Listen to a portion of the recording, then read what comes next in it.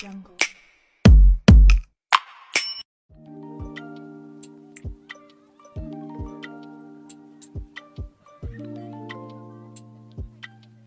Assalamualaikum, saya Muhammad Dhani Azhari Siregar.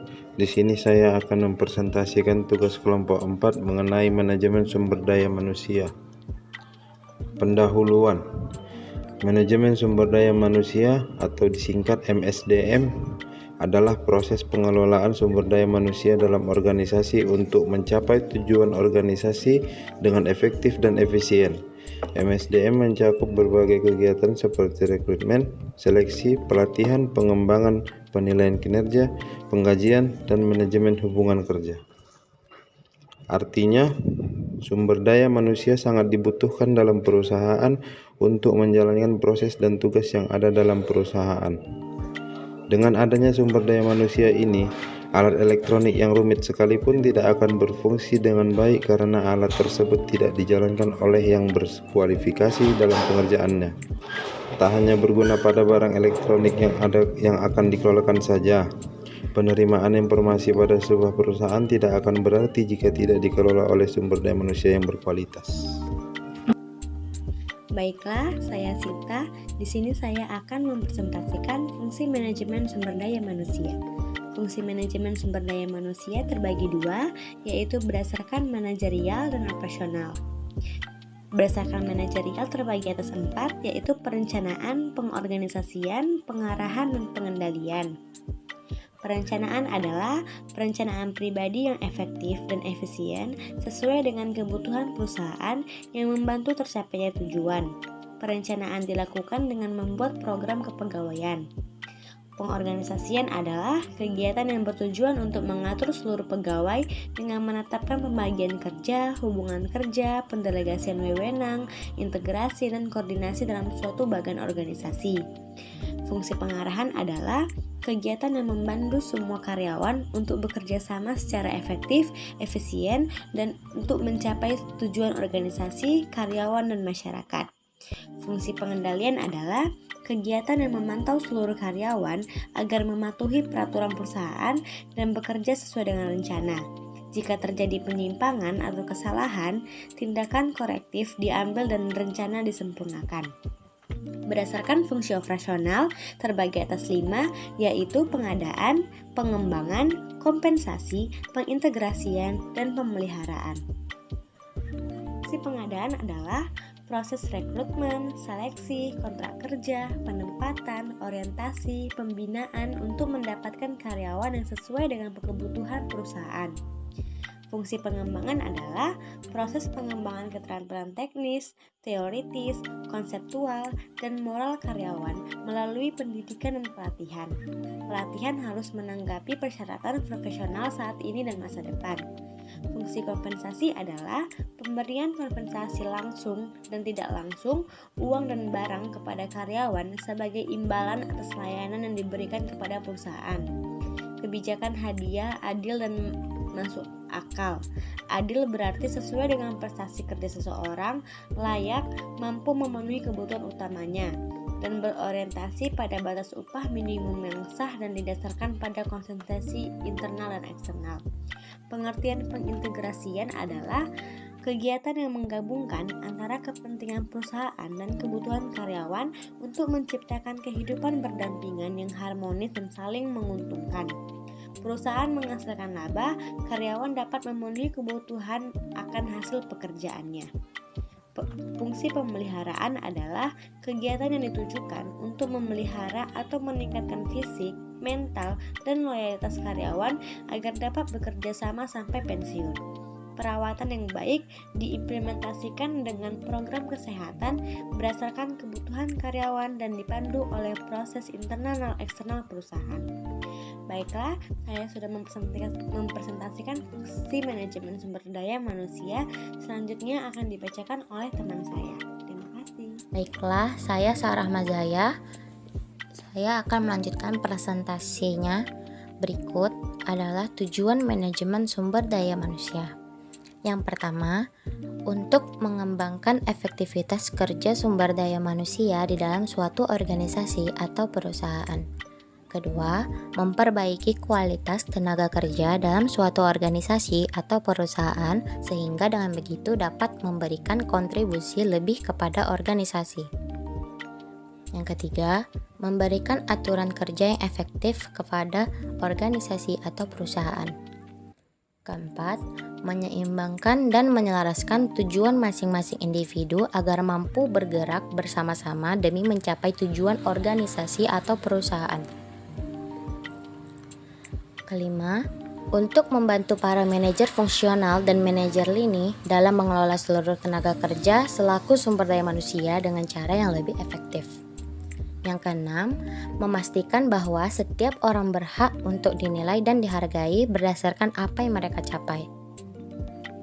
Tambahannya juga tujuan dari manajemen sumber daya manusia ialah memastikan adanya kesempatan yang sama antar individu dan mengadopsi suatu pendekatan yang etis di dalam mengelola pada karyawan yang berdasarkan perhatian karyawan secara keadilan dan transparansi. Sekian dari Sarah Mazaya, berikutnya akan dilanjutkan. Selanjutnya, proses manajemen sumber daya manusia dibagi menjadi 4. 1. Perencanaan SDM, 2. Penyediaan SDM, 3. Pengembangan SDM, 4. Pemeliharaan tenaga kerja. Akan dibacakan oleh teman kami. Perencanaan SDM. Perencanaan SDM adalah perencanaan strategis untuk mendapatkan dan memelihara kualifikasi SDM yang diperlukan organisasi. Langkah-langkahnya adalah yang pertama, analisa ketersediaan tenaga kerja. Maksudnya di sini adalah mengamati kesiapan atau kondisi tenaga kerja tersebut. Yang kedua, melakukan tindakan inisiatif. Maksudnya adalah melakukan perbuatan dengan kecenderungan atau kemampuan yang produktif. Ketiga, ada evaluasi dan modifikasi tindakan. Maksudnya adalah melakukan pengukuran, perbaikan, dan perubahan dalam melakukan kegiatan tertentu yang telah dicapai. Baik, kita lanjut. Penyediaan SDM atau sumber daya manusia. 1. Rekrutmen adalah upaya untuk mendapatkan tenaga kerja yang diperlukan sesuai dengan kualifikasi yang telah ditetapkan dalam perencanaan tenaga kerja. Rekrutmen terbagi menjadi 2, yaitu internal dan eksternal. Rekrutmen internal terjadi apabila karyawan menunjukkan ketertarikan pada suatu posisi atau pimpinan perusahaan telah melihat potensi bagus dalam diri karyawannya untuk mengisi sebuah posisi. Bentuk rekrutmen internal bisa berupa seperti mutasi, pindah jabatan, atau promosi ke jenjang karir berikutnya. Yang kedua yaitu rekrutmen eksternal. Pada bagiannya berfokus pada perekrutan karyawan dari luar organisasi. Contohnya seperti organisasi secara terbuka, memposting lowongan pekerjaan untuk menarik kandidat dari berbagai latar belakang untuk bekerja di organisasi. Yang kedua kita lanjut, seleksi adalah upaya untuk memperoleh tenaga kerja yang memenuhi syarat kualifikasi, seleksi sikap, dan perilaku. Contohnya seperti seleksi administrasi, tahap awal rekrutmen kerja, atau mau mendaftar CPNS. Pada tahap ini peserta tes akan diminta untuk menyiapkan beberapa berkas seperti surat lamaran kerja, daftar riwayat hidup, fotokopi identitas, pas foto, dan lain-lain. Seleksi sikap merupakan salah satu jenis tes yang dipergunakan untuk mengungkap predisposisi atau kecenderungan seseorang untuk melakukan suatu respon tertentu terhadap sekitarnya. Selanjutnya seleksi perilaku. Seleksi perilaku seperti menguji kepribadian normal pada pelamar digunakan untuk mengukur sifat-sifat biasa seseorang sehari-hari. Baik, kita lanjut yang ketiga. Yang ketiga, penetapan adalah proses pemilihan tenaga kerja yang dengan kualifikasi yang dipersyaratkan pada tugas yang telah ditetapkan. Contohnya seperti penugasan seseorang karyawan atau penugasan seorang karyawan pada sebuah pekerjaan barunya. Pengembangan sumber daya manusia.